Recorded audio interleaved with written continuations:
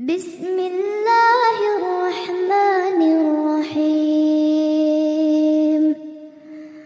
Allahu la ilaha illa huwal hayyul qayyum. Alhamdulillah wassalatu wassalamu ala Rasulillah wa ala alihi wa sahbihi wa mawalah wa la hawla wa la quwata illa billahi wa ba'd. Alhamdulillah, di malam hari ini kembali kita bisa duduk untuk bertalabul ilmi, membahas tentang qasasul Quran, kisah-kisah di dalam Al-Quran. Dan malam ini kita akan mengisahkan satu kisah yang disebut oleh para ulama tafsir sebagai kisah Ashabu Ar-Rassi, Ashabur Rass. Siapa Ashabur Rass ini? Dan siapa Nabi yang diutus kepada penduduk Ashabur Rass ini? Kemudian azab apa yang Allah subhanahu wa ta'ala timpakan kepada mereka karena mereka mendustakan nabinya. Kisah Ashabur Rass ini tercantum di dua surat dalam Al-Quran. Pertama disebut dalam surah Al-Furqan ayat 38 dan 39, dan yang kedua terdapat dalam surah Qaf ayat 12 sampai 14. Kita baca ayatnya, baru kita kisahkan ceritanya. Allah subhanahu wa ta'ala berfirman dalam surah Al-Furqan, wa 'adan wa thamud wa ashabar rassi wa qurunan baina dzalika katsiran wa kullan darabna lahul amsal wa kullan tabbarna tatbira. Dan telah kami binasakan kaum Ad, kemudian kaum Thamud dan penduduk Ras, serta banyak lagi generasi di antara kaum-kaum itu. Kemudian Allah subhanahu wa ta'ala menyebutkan dalam surah Qafnya, kadzabat qablahum qaumun nuhin wa ashabur rassi wa thamud wa 'adun wa fir'aun wa ikhwanu lut wa ashabul aikati wa qaumut tubbah kullun kadzabar rusul fa haqqa wa'id. Sebelum mereka kaum Nuh, kemudian penduduk Ras dan kaum Thamud telah mendustakan rasul-rasul. Demikian juga kaum Ad, Fir'aun dan kaum Lut serta penduduk Aikah dan kaum Tubbah, semuanya telah mendustakan rasul-rasul, maka berlakulah ancamanku atas mereka.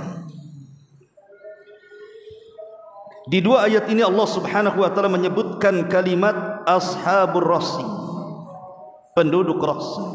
Siapa penduduk Ras ini? Ahli tafsir banyak yang kemudian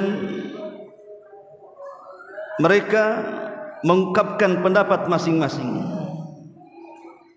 Pertama, ada yang mengatakan bahwa Ashabur Rass adalah kaumnya Nabi Syuaib. Artinya Ashabur Rass itu tinggal di Madian. Dan ini pendapat yang dinukilkan Ibnu Katsir oleh sebagian ahli tafsir. Yang kedua, ada yang mengatakan bahwa Ashabur Rass mereka adalah sebuah kaum yang memendam nabinya dalam sumur. Arassu nabiyahum fi bi'ri, mereka memasukkan nabi mereka ke dalam sumur, kemudian mereka pun mengubur hidup-hidup.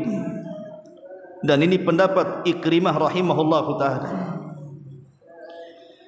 Kemudian yang ketiga, ada yang berpendapat bahwa Ashabur Rass adalah kanu kauman ya'budunal awthan fi biladis Syam. Mereka adalah sebuah kaum yang menyembah berhala di negeri Syam. Kemudian mereka pun singgah di sebuah sumur ketika mereka melakukan kesyirikan kepada berhala-berhala itu, maka Allah Subhanahu wa taala kemudian timpakan gempa dan memendamkan mereka ke dalam tanah. Dan ini pendapat Imam Dhahhak. Kemudian yang keempat, ada juga Ashabur Ras, mereka adalah ashab yang disebut dalam surah Yasin yang sudah saya kisahkan. Ada dalam surah Yasin itu satu nama yang disebut dengan Habibun Najjar, yang Allah katakan wa jaa min aqsal madinati rajulun yas'a, dan telah datang dari penjuru kota seorang laki-laki yang bergegas untuk menolong tiga nabi yang diutus kepada sebuah negeri. Ini juga satu pendapat. Kemudian yang kelima, ada yang mengatakan bahwa Ashabur Ras tinggal di Yamamah, maksudnya tinggal di Yaman. Dan ada juga yang mengatakan bahwa Ashabur Ras mereka adalah satu kaum yang tinggal di tempat yang pernah didiami oleh kaum Tsamud. Dan banyak sekali pendapat-pendapat yang lainnya. Tetapi Imam Ibnu Katsir rahimahullahu ta'ala menguatkan bahwa Ashabur Ras adalah sebuah kaum dari bagian Madian, di mana diutus kepada Madian Ma'ruf seorang nabi Arab yang bernama Syuaib alaihi salatu wassalam. Bagaimana kisahnya? Al-Quran memang tidak menjelaskan kisahnya, hanya menyebutkan namanya saja, Ashabur Ras, gitu saja. Terkadang cerita-cerita Nabi sendiri dalam Quran itu kan ada yang dikisahkan secara gamblang, seperti kisahnya Nabi Musa, kisahnya Nabi Yusuf, memang diceritakan secara gamblang. Tapi ada juga Nabi yang dikisahkan secara global saja, seperti Nabi Syuaib, Nabi Saleh dan yang semacamnya. Tapi ada juga Nabi yang hanya disebutkan nama, tidak ada ceritanya, seperti Ilyasa, Zulkifli dan yang lainnya. Tentu hikmahnya yang tahu hanya Allah Subhanahu wa ta'ala. Kenapa tidak diceritakan sedetail mungkin? Karena saya katakan bahwa Quran itu bukan kitab sejarah. Kalau kita ingin mengetahui sejarah secara detail, jangan membaca Quran, tapi beralihlah kepada kitab-kitab sejarah yang ditulis para ulama. Karena Quran itu kitab ibrah, kitab yang diambil pelajarannya. Lalu Ashabur Ras ini bagaimana kisahnya kalau tidak diceritakan dalam Quran? Bahkan hadis pun tidak menceritakannya. Tapi ternukil dari pendapat-pendapat para sahabat seperti Ibnu Abbas, kemudian juga Ali radhiyallahu an, kemudian juga Ka'ab al-Akhbar, dan banyak sahabat yang menceritakan tentang kisah Ashabur Ras ini secara global seperti ini. Dahulu ada sebuah kaum ini diberikan nikmat yang luar biasa oleh Allah Subhanahu wa ta'ala, di mana kaum ini pekerjaan mereka adalah mereka pekerjaannya menjadi petani. Dan subhanallah, pertanian mereka sangat subur sekali dan menghasilkan hasil yang sangat banyak sekali, sehingga kehidupan mereka sangat makmur sekali. Masalahnya, nikmat yang Allah Subhanahu wa ta'ala anugerahkan kepada mereka bukan dibalas dengan syukur nikmat, tapi dibalas dengan kekufuran. Apa kekufuran mereka? Di tengah-tengah Ashabur Ras itu ada satu pohon yang sangat besar. Konon katanya pohon ini yang menanam adalah salah satu putra Nuh alaihi salatu wassalam yang bernama Yafis ibnu Nuh. Dialah yang menanam pohon itu. Sampai kemudian pohon ini tidak mati dan hidup sampai di zaman Ashabur Ras. Lah mereka itulah kemudian menyembah pohon ini. Lah Ashabur Ras itu terdiri daripada 12 kabilah. Jadi masing-masing kabilah mereka menanam pohon dengan pohon yang sama, tetapi irigasinya ataupun aliran airnya untuk menghidupkan pohon itu bersumber dari pohon yang sangat besar yang mereka sangat keramatkan. Begitulah Ashabur Ras, mereka adalah kaum penyembah pohon yang sangat besar sekali. Disitulah ada sumur, makanya nanti kisahnya disebut Ras, karena Ras itu artinya nabi yang dipendam dalam sumur. Jadi dari sumur itulah ada sumber, lah airnya tidak pernah habis. Jadi airnya itu dialiri kepada 12 kabilah dan menghasilkan dari air itu pertanian yang sangat subur makmur, sehingga mereka diberikan nikmat yang gemilang oleh Allah Subhanahu wa taala, di mana hasilnya tidak pernah dirugikan. Lah setiap tahun Ashabur Ras ini mereka mengadakan perayaan di sekitar pohon yang dikeramatkan itu. Joget-joget, nyanyi-nyanyi, minum arak dan yang semacamnya. Sampai akhirnya setan itu masuk ke dalam pohon. Kemudian setan itu akan bersuara di balik pohon itu dan mengatakan, laqad qabiltu idakum fatibu biha nafsakum. Aku telah terima perayaan yang kalian persembahkan kepadaku, maka perbaikilah diri-diri kalian. Jadi mereka menganggap bahwa suara itu adalah Tuhan mereka.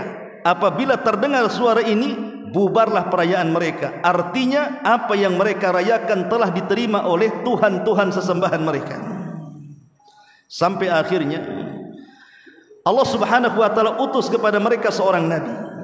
Memang nabi ini majhul, tidak disebutkan namanya, tetapi oleh sebagian ahli tafsir mengatakan nama nabi ini adalah Handalah ibnu Sufyan.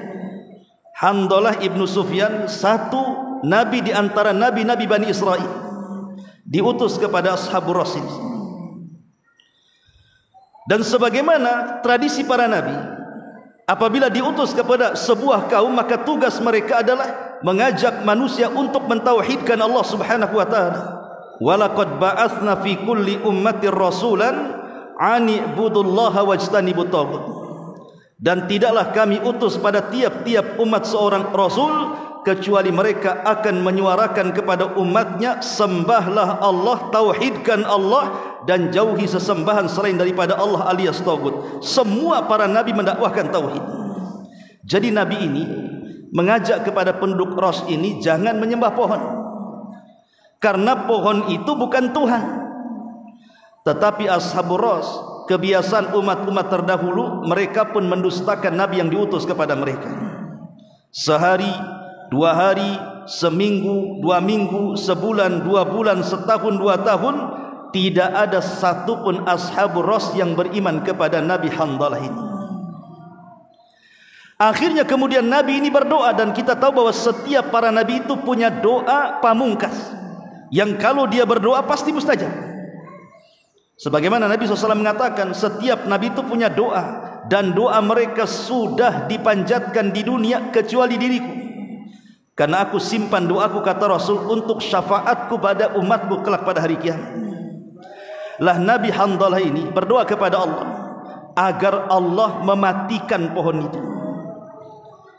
Setelah kemudian Nabi ini berdoa, doa seorang Nabi mustajab. Akhirnya pohon yang sangat besar tiba-tiba mati, lunglai, kering. Akhirnya kemudian aliran airnya pun tiba-tiba tidak ada air lagi yang bisa mengaliri untuk ekonomi mereka, pertanian mereka. Dari situlah kemudian Ashabur Ras marah kepada Nabi tadi, menganggap bahwa Nabi itu adalah tukang sihir yang sudah menyihir pohon keramat mereka sehingga mati. Bayangkan, Tuhan kok bisa mati, Tuhan kok bisa lunglai, bisa layu, ini gimana ceritanya?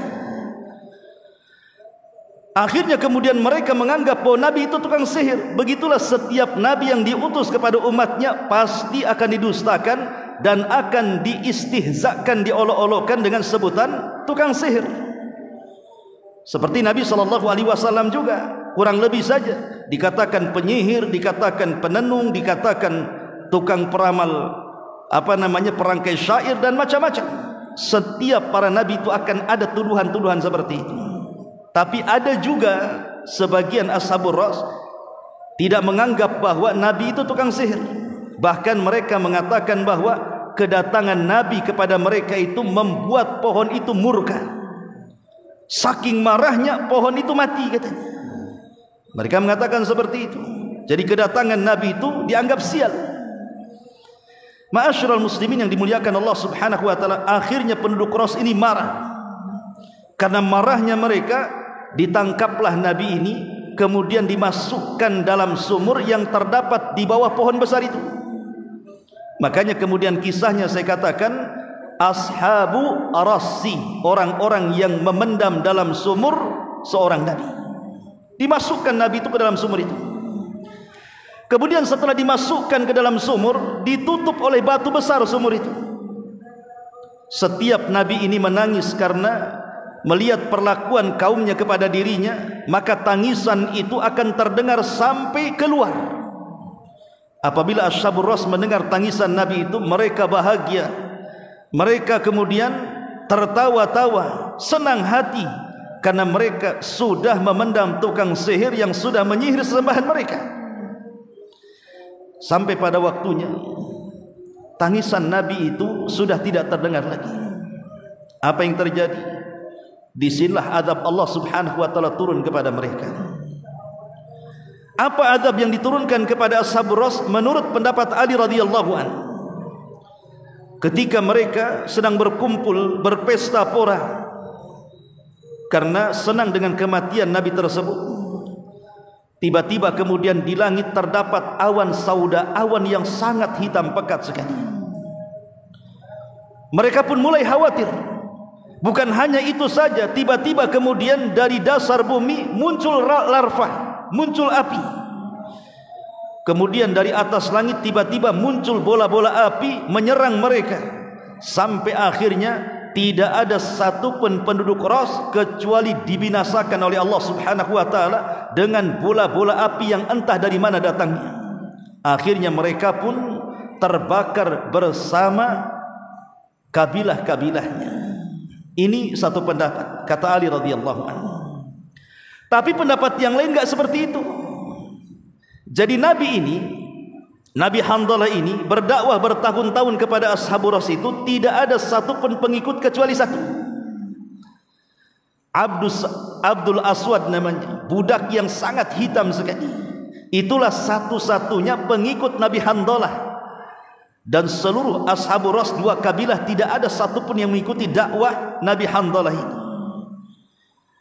Jadi begitulah para nabi, persis seperti yang dikatakan oleh Nabi SAW dalam hadis yang panjang ketika menceritakan tentang 70.000 orang yang masuk surga tanpa hisab dan azab kan. Ada nabi itu yang dilihat Rasul memiliki banyak umat seperti Nabi Musa. Tapi ada juga nabi yang hanya pengikutnya 1, 2, 3 kan begitu. Apakah kita katakan nabi yang pengikutnya 1, 2, 3 itu gagal? Tidak, justru berhasil. Karena keberhasilan dakwah itu bukan ditinjau dari pengikut, tapi berhasilnya menyampaikan kebenaran. Kalau kita sudah menyampaikan kebenaran, artinya kita berhasil dalam dakwah. Ma'asyiral muslimin yang dimuliakan Allah Azza wa Jalla, hamba yang berkulit hitam pekat ini, ketika dia mendengar bahwa nabinya dipendam dalam sumur itu, dia tahu bahwa nabi itu tidak makan dan minum. Akhirnya dia pun lari ke hutan, kemudian mencari kayu bakar, kemudian dijual ke pasar, kemudian hasilnya diberikan makanan, kemudian makanan itu dimasukkan ke dalam sumur lewat tali itu, supaya nabi itu makan. Setiap hari seperti itu dilakukan oleh budak hitam ini, supaya nabi itu jangan mati. Sampai pada waktunya, ketika budak hitam ini masuk ke dalam hutan mencari kayu bakar, tiba-tiba dia ngantuk, kemudian tidur. Dan Allah tidurkan selama 14 tahun. Jadi kalau dia berguling ke arah kanan, Allah tidurkan 7 tahun.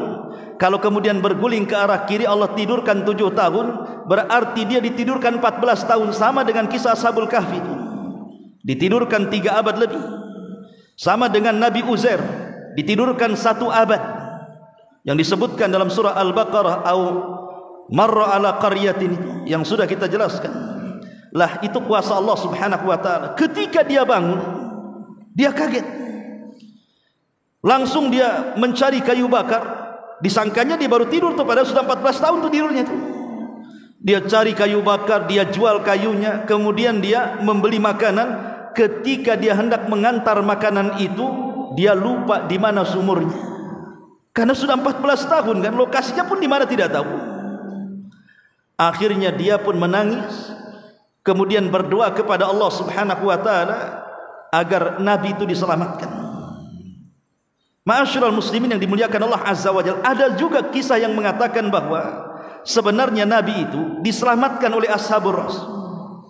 Jadi ketika Nabi itu di dalam sumur dan Nabi itu berdoa agar kaum Ashabur Ras itu diazab oleh Allah Subhanahu wa taala, tatkala Ashabur Ras itu merasakan bahwa azab Allah akan menimpa mereka, mereka pun sadar, kemudian mengambil Nabi itu, dan barulah kemudian mereka beriman semuanya sehingga tidak turun azab kepada mereka. Jadi macam-macam pendapat para ulama tentang kisah Ashabur Ras di sini. Tapi intinya bahwa mereka adalah kaum penyembah berhala berbentuk pohon, dan setan itu berusaha untuk menyesatkan anak Adam dengan membuat suara-suara terutama kepada tokoh-tokoh agar supaya tokoh-tokoh itu sesat dan menyesatkan manusia. Dan itu pernah terjadi kepada Syekh Abdul Qadir Jailani. Kita kan sering mendengar nama Syekh Abdul Qadir Jailani, disebutkan di dalam Majmu'ul Fatawa oleh Syekhul Islam Ibnu Taimiyah rahimahullahu taala.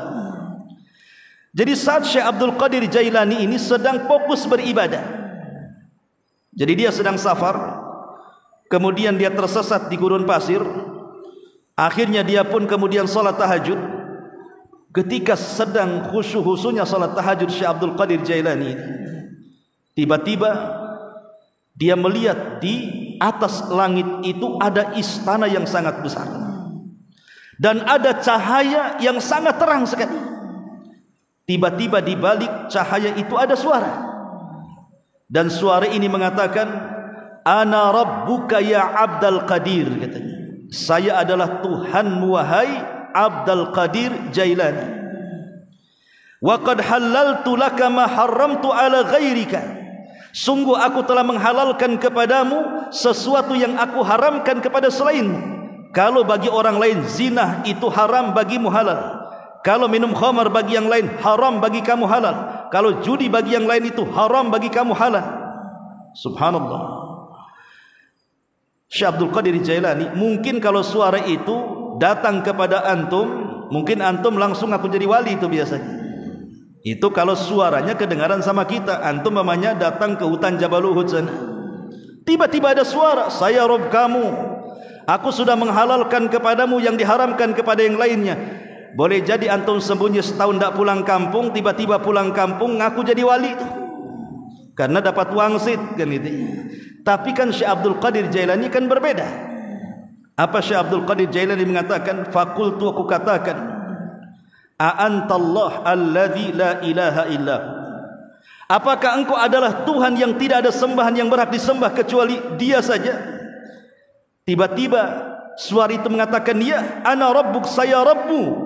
Maka Syekh Abdul Qadir mengatakan, "Ihsa ya aduwallah."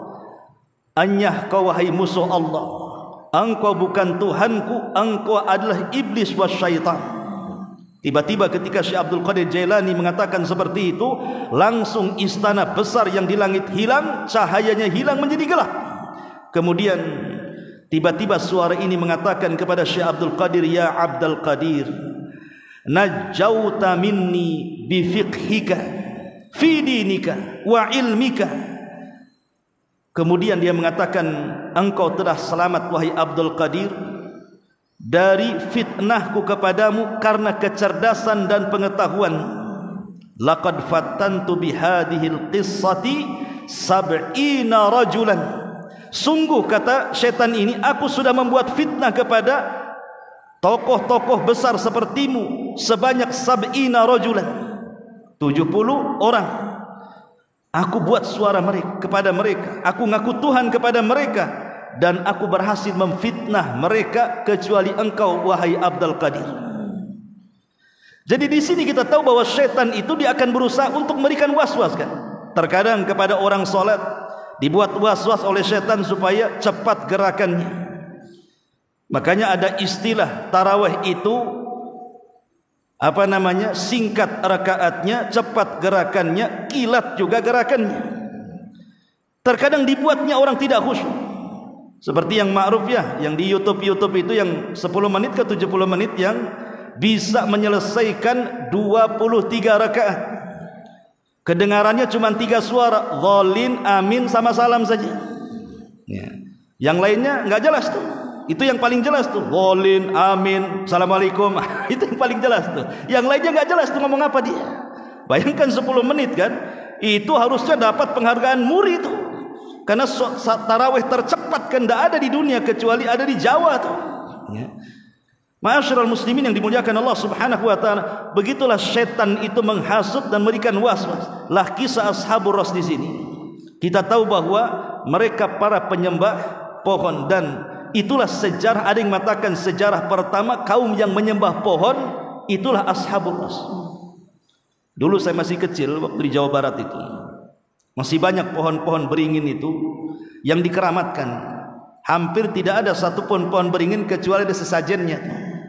Di situ ada nasi sedikit, telur setengah, ikan teri gitu ya. Mungkin kalau jinnya agak gede mungkin ikannya mungkin enggak teri lagi kalau sekarang ya. Tapi yang jelas bahwa masih ada tuh. Sampai ada film dulu kan. Ada pohon, tiba-tiba ada suara minta makan. Kemudian dikasih makan, setelah orangnya pergi keluar orang gila. Subhanallah kan. Kan ada itu film wali itu apa gitu ya. Zaman baheula ya. Tapi yang jelas bahwa kisah Ashabur Ras ini memberikan faedah yang besar kepada kita. Satu, bahwa akibat orang-orang yang mendustakan para nabi, maka Allah Subhanahu wa taala akan kirim azab kepada mereka. Yang kedua, pentingnya takut dengan azab Allah dan tidak merasa aman dari makarnya. Dan yang ketiga, bahwa iman kepada Allah, tauhid, harus tetap dipertahankan. Ma'asyiral muslimin yang dimuliakan Allah Subhanahu wa taala,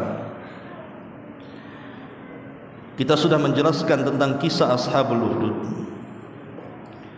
Dan dalam kisah Ashabul Ukhdud ada satu tokoh yang dikenal dalam sejarah sebagai Abrahatul Asram. Kenapa disebut Asram? Asram itu artinya orang yang memiliki muka yang rata. Jadi mukanya itu rata dan hidungnya ini tertebas.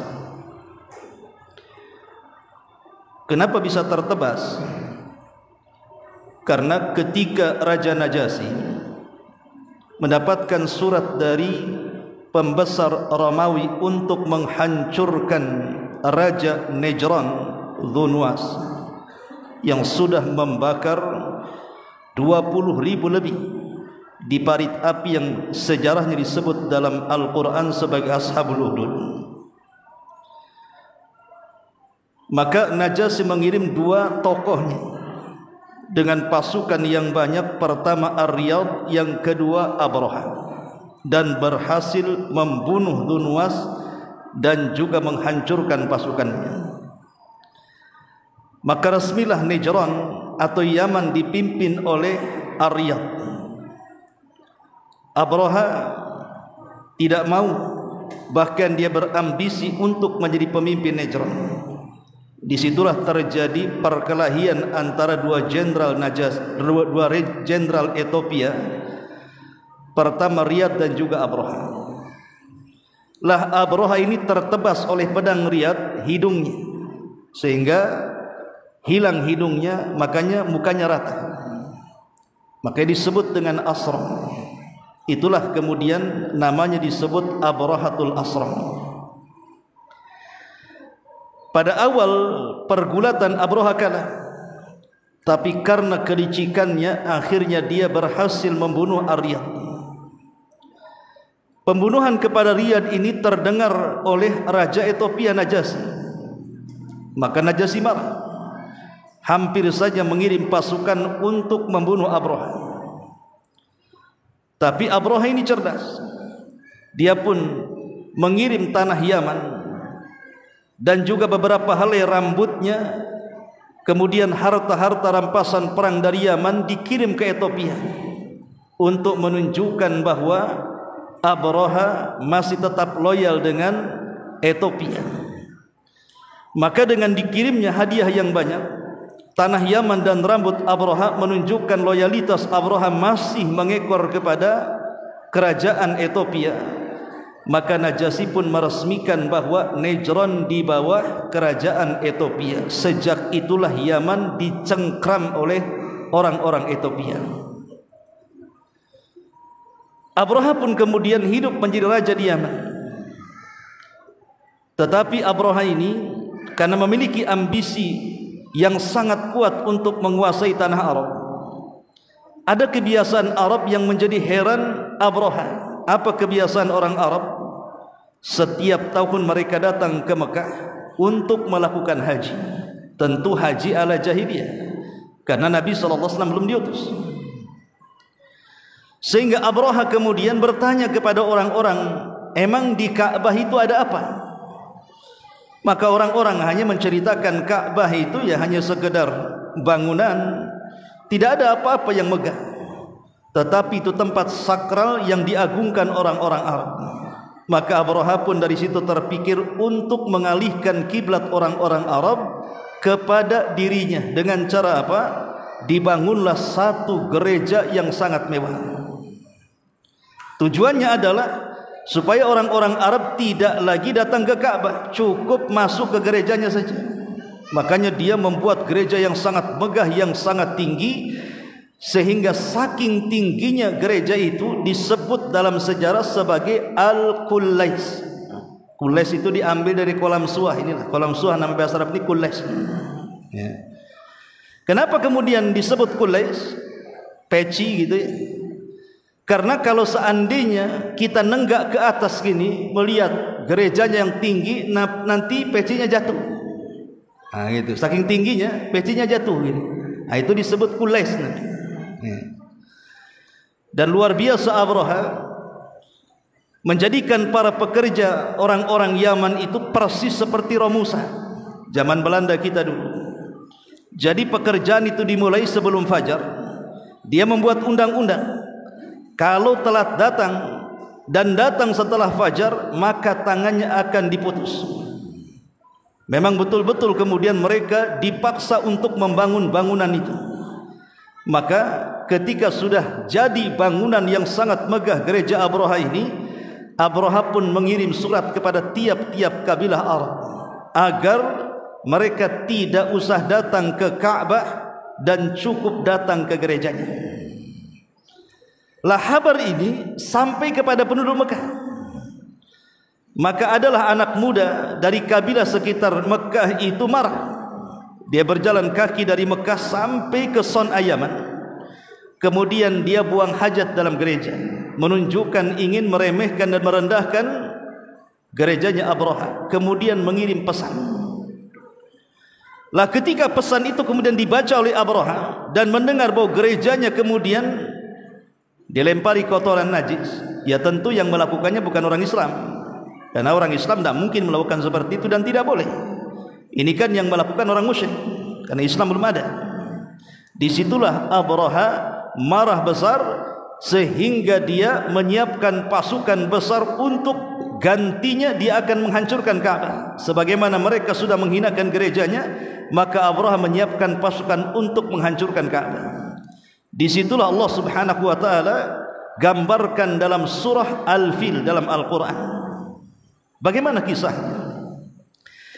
Jadi ketika Abraha ini menyiapkan pasukan dan dia pun mengirim surat ke Raja Ethiopia untuk dikirim, ada yang mengatakan 8 gajah, ada yang mengatakan 12 gajah.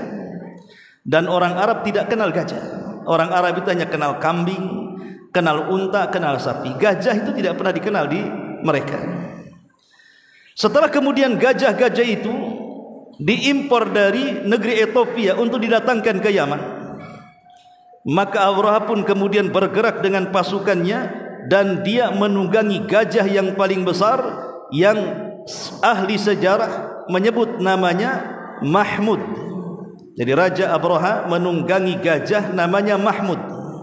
Ada namanya Mahmud di sini. Ah, itulah gajahnya Abraha. Jadi Abraha ini menunggangi Mahmud. Bergeraklah kemudian Abraha menuju Mekah. Ketika orang-orang Arab mengetahui ada gerakan pasukan besar yang akan menghancurkan Ka'bah, tentu orang Arab bangkit. Maka datanglah pasukan yang dipimpin oleh Dzunafar. Tetapi apa daya orang Arab ketika itu tidak pandai berperang. sehingga kemudian ketika berperang melawan pasukan Abraha ya sebentar saja dilumpuhkan. Tapi sekali lagi Abraha itu walaupun dia raja sombong, zalim, tapi ada sisi kebaikannya. Dia tidak hendak menghancurkan orang-orang Arab. Tujuannya hanya menghancurkan Ka'bah saja. Makanya dia tidak membunuh pimpinannya Dzunafar, hanya ditawan saja. Kemudian Abraha bergerak lagi sampai kemudian dihadapi oleh beberapa kabilah Arab, di antaranya kabilah Syahran dan yang lainnya. Tapi sekali lagi tidak bisa menandingi kekuatan tentara daripada Abraha ini. Maka bergeraklah Abraha sampai kepada tempat yang disebut dengan Taif. Tentu Taif dengan Ka'bah sudah dekat, karena jaraknya kan sekitar 7-8 kilo saja itu. Lah di Taif ini ada dua kabilah besar. Pertama Hawazin, yang kedua Thaqif. Hawazin dan Thaqif ini melihat pasukan yang sangat besar, tidak berani mereka melawan. Akhirnya mereka pun menyerahkan diri kepada Abraha. Kenapa? Karena takut sesembahan mereka dihancurkan Abraha. Karena di Thaqif itu ada patung Latah. Kalau sampai patung mereka dihancurkan, sama saja kemudian menghancurkan berhala mereka. Daripada patung mereka dihancurkan, mereka menyerah. Kemudian memberikan hadiah seseorang yang bisa menunjukkan jalan Abraham menuju Ka'bah, yang bernama Abu Rughal. Abu Rughal inilah yang berkhianat, satu-satunya orang yang berkhianat di tanah Arab di zaman itu, Abu Rughal. Kenapa? Karena dia yang menunjuki jalannya Abraham menuju Ka'bah. Tapi sayang di tengah jalan Abu Rughal meninggal. Lah kuburannya Abu Rughal ini sampai hari ini kalau ada orang lewat di kuburannya itu dilempari batu, dirajam. Karena dia orang yang pertama berkhianat kepada orang Arab. Makanya orang Arab kalau ada orang berkhianat julukannya Abu Rughal. Kalau antum umpamanya diberikan amanah kemudian khianat, antum Abu Rughal. Orang Arab menyebutnya seperti itu karena dia orang yang pernah berkhianat. Lah kemudian ketika pasukan Abraha sampai di satu tempat namanya Al-Mughammas. Mughammas ini sudah dekat sekali dengan Ka'bah tuh. Lah dekat dari Al-Mughammas itu ada penangkaran unta, tempat pemeliharaan unta orang-orang Arab. Lah salah satunya adalah unta-unta Abdul Muthalib ada di situ. Kemudian oleh pasukan Abraha dicuri sekitar 200 unta, semua milik Abdul Muthalib. Setelah kemudian mereka pun bergerak, maka Abraha kemudian sampai di sebuah tempat namanya Lembah Muhassir. Lembah Muhassir ini letaknya antara Muzdalifah dan Mina. Di situ ada lembah. Orang jemaah haji biasanya lewat situ dan bergerak cepat karena di situ tempat diadab. Lah disitulah kemudian Abraha mengutus satu utusan juru bicaranya, karena Abraha kan orang Ethiopia, dia tidak bisa bahasa Arab. Makanya harus pakai penerjemah. Maka diutuslah orang namanya Hunaytah Al-Himyari. Hunaytah Al-Himyari ini diutus oleh Abraha untuk mencari siapa pemimpin negeri Arab. Maka setelah kemudian mereka tahu bahwa pemimpinnya adalah Abdul Muthalib, maka Abdul Muthalib diminta untuk datang menemui Abraha. Ketika Abdul Muthalib datang, Abdul Muthalib ini punya wajah yang sangat cerah. Bahkan dikatakan dalam sejarah itu, setiap orang melihat Abdul Muthalib itu langsung segan. Kan ada di masyarakat itu orang yang punya wajah kalau kita ketemu segan, belum ngomong sudah segan. Tapi ada juga wajah-wajah ketemu cemen saja kan begitu. Nah, tipe Abdul Muthalib ini wajahnya itu sangat gagah, tinggi, gagah, ganteng gitu kan. Sehingga Abraha ini segan. Dia turun dari gajahnya, kemudian ngampar di padang pasir. Yang namanya beda bahasa, Abdul Muthalib pakai bahasa Arab, Abraha pakai bahasa Ethiopia, kan nggak nyambung tuh. Makanya kemudian Hunaytah Al-Himyari ini menjadi penerjemahnya. Ketika Abraha mengatakan kepada Hunaytah, katakan kepada orang ini, maksudnya pemimpin Arab Abdul Muthalib, tidak ada yang bisa mencegah saya kemari untuk menghancurkan Ka'bah.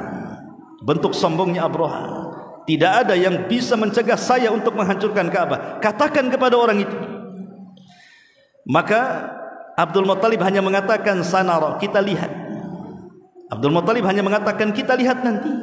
Katakan kepada Abraha kita lihat nanti. Tapi tujuanku mendatangi Abraha bukan urusan Ka'bah. Saya mendengar unta-unta saya 200 ekor dicuri oleh kalian katanya. Kembalikan unta itu. Lah Abraha yang tadinya segan dengan Abdul Muttalib malah ketawa kemudian merendahkan Abdul Muttalib. Kenapa demikian? Kita datang untuk menghancurkan tempat yang kalian agungkan. Kenapa cerita unta pula katanya? Seolah-olah Abdul Muttalib enggak peduli dengan Ka'bah. Makanya kemudian Abraha menganggap yang tadinya segan dengan Abdul Muttalib malah merendahkannya. Kemudian mengatakan, katakan kepada Abdul Muttalib, saya datang untuk menghancurkan Ka'bah. Kenapa dia cerita unta katanya? Maka Abdul Muttalib pun kemudian membuat satu kata-kata yang diukir dalam sejarah dan akan dikenang kata-kata Abdul Muttalib ini. Apa kata Abdul Muttalib? Katakan kepada Abraha bahwa unta itu ada pemiliknya. Wa ana rabbul ibil, sayalah pemilik unta itu. Adapun Ka'bah ada pemiliknya. Siapa dia? Rabbul Ka'bah, Rabb penjaga Ka'bah. Dan Rabb penjaga Ka'bah itu dia akan melindungi Ka'bah. Ammal Ka'batu fahuwa rabbun yahmi. Adapun Ka'bah ada Rabb sendiri yang akan melindunginya. Silahkan kau hancurkan karena Ka'bah sudah ada pelindung. Maka Abraha kemudian mengembalikan unta 200 ekor milik Abdul Muttalib. Abdul Muttalib pun kemudian pergi bergegas, kemudian meminta orang-orang yang ada di sekitar Ka'bah untuk menghindar. Karena tujuan Abraha tidak hendak membantai orang Arab.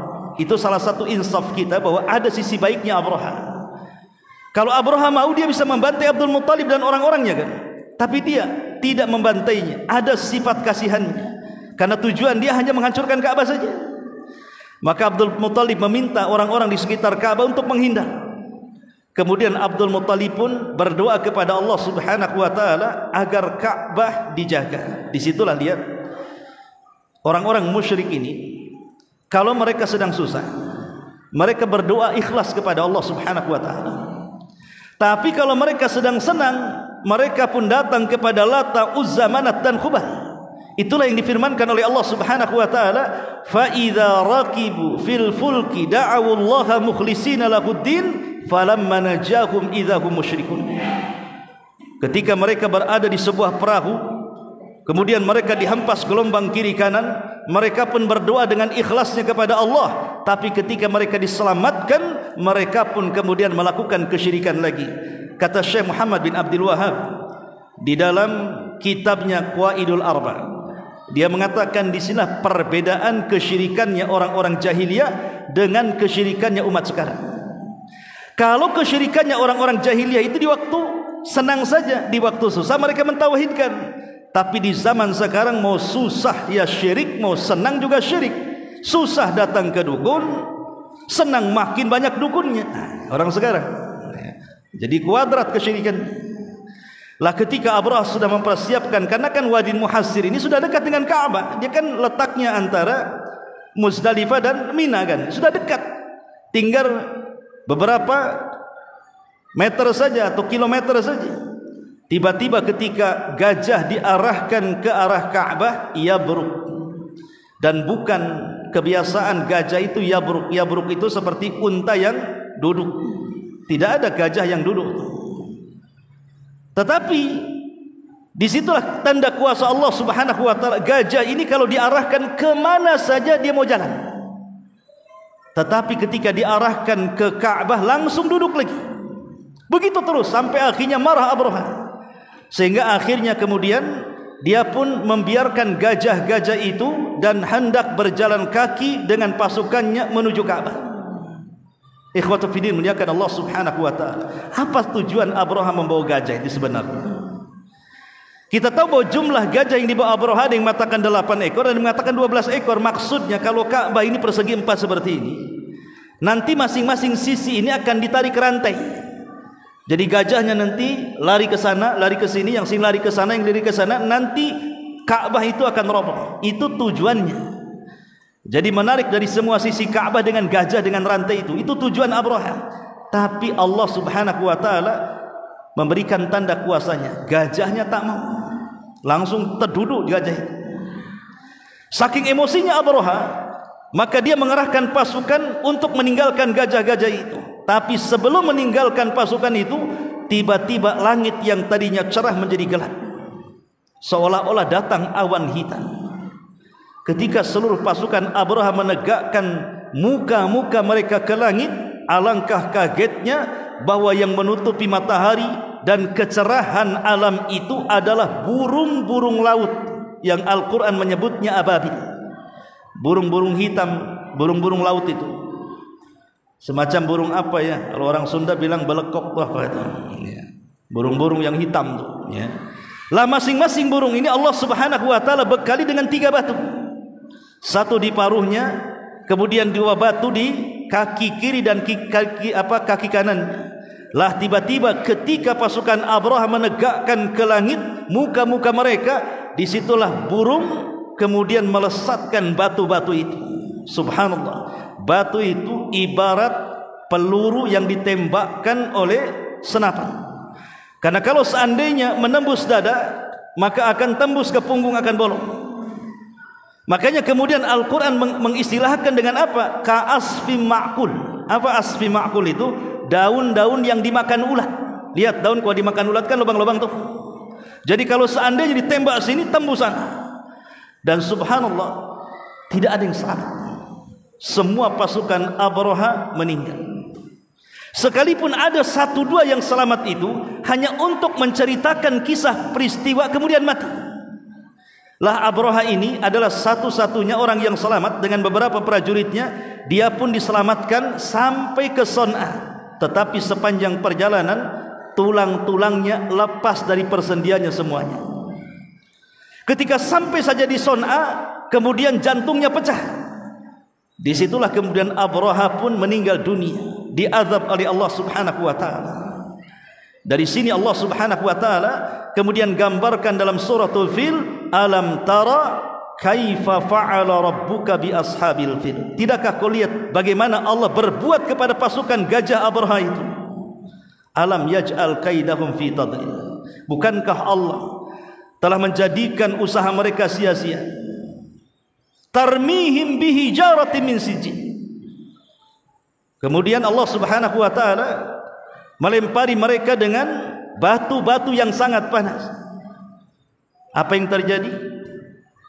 Maka burung-burung ababil itu berhasil menghancurkan pasukan Abrahatul Asram, sehingga Allah sebutkan ka'asfi ma'kul, seperti daun-daun yang lubang karena banyak dimakan ulat. Alam tara kaifa fa'ala rabbuka bi ashabil fil, alam yaj'al kaidahum fi tadlil, wa arsala alaihim tayran ababil tarmihim bihijaratin min sijil faja'alahum ka'asfi ma'kul. Maka surah Fil ini menunjukkan tentang pertolongan Allah kepada rumah yang sangat mulia, Ka'bah al-Musyarrafah. Ketika Abraha sudah meninggal, kekuasaannya jatuh kepada putranya namanya Masruq. Tapi 6 bulan berkuasa meninggal. Kemudian jatuh kepada adiknya namanya Masruq. Masruq putra Abraha. Lah saat kekuasaan Masruq inilah penduduk Yaman berontak di bawah penguasa Himyar namanya Saif ibn Dhiyazan. Jadi ada penguasa Himyar namanya Saif ibn Dhiyazan. Itu memang sudah dendam karena bertahun-tahun dijajah oleh Abraha. Ketika dia minta pertolongan ke negeri Syam, ya karena negeri Syam itu Nasrani, tidak mungkin memberikan bala tentara untuk menghancurkan Abraha karena sama-sama Nasrani. Dari situlah kemudian Saif ibn Dhiyazan minta bantuan kepada Persia. Awalnya Persia tidak mau menolong. Kenapa? Negeri Yaman itu negeri yang tidak menghasilkan. Buat apa kan begitu? Tetapi kemudian orang-orang Raja Persia ini pandai dia. Dia mengeluarkan seluruh tahanan, seluruh penjahat-penjahat yang dipenjara itu, supaya mereka dikirim ke Yaman. Akhirnya mereka yang dikirim. Jadi logikanya kalau seandainya kalah, ya biarin saja penjahat-penjahat itu mati kan gitu. Kalau menang, ya negeri Yaman di bawah kekuasaan Persia. Qadarullah, Saif ibn Dhiyazan menang pula perang. Sehingga kemudian orang-orang Ahbas ini membunuh Masruq, dan semua orang-orang Ahbas, orang Ethiopia, pulang kembali ke Ethiopia. Dari situlah Yaman akhirnya tercengkram, yang tadinya dijajah oleh orang Ethiopia sekarang dijajah oleh orang-orang Persia. Kayak Indonesia juga, lepas dari Belanda datang pula Jepang. Kan itu ya. Lepas Jepang memang penjajahannya tidak fisik, tetapi dengan cara penjajahan ekonomi. Makanya kemudian di zaman Nabi SAW, ketika Nabi SAW hijrah dari Mekah ke Madinah, orang-orang Madinah ini punya perayaan yang disebut dengan perayaan Mihrajan. Jadi ada dua perayaan, namanya Nairuz dan Mihrajan. Perayaan Nairuz dan Mihrajan ini kan asalnya dari Persia. Kenapa sampai di kota Madinah? Karena kita tahu bahwa Madinah ini mayoritas orang-orang Ansor, dan Ansor itu terdiri dari dua kabilah namanya Khazraj dan Aus. Dua kabilah Khazraj dan Aus ini berasal dari Yaman, sehingga masih mengadopsi tradisi Persia, dibawa ke Madinah. Makanya Nabi SAW mengatakan kepada orang-orang Ansar, Allah sudah mengganti hari raya kalian dengan dua hari raya terbaik. Pertama Idul Fitri dan Idul Adha. Lah di masa Nabi SAW, maka Nabi SAW berhasil menguasai Yaman dan mengusir orang-orang Persia. Sejak itulah Yaman menjadi negeri Islam sampai hari ini. Maka Yaman tetap dikuasai oleh kaum muslimin. Inilah di antara kisah singkat daripada Ashabul Fil. Subhanakallah bihamdika, asyhadu an la ilaha illa anta, astaghfiruka wa atubu ilaik. Allahu ta'ala alam. Assalamualaikum warahmatullahi wabarakatuh.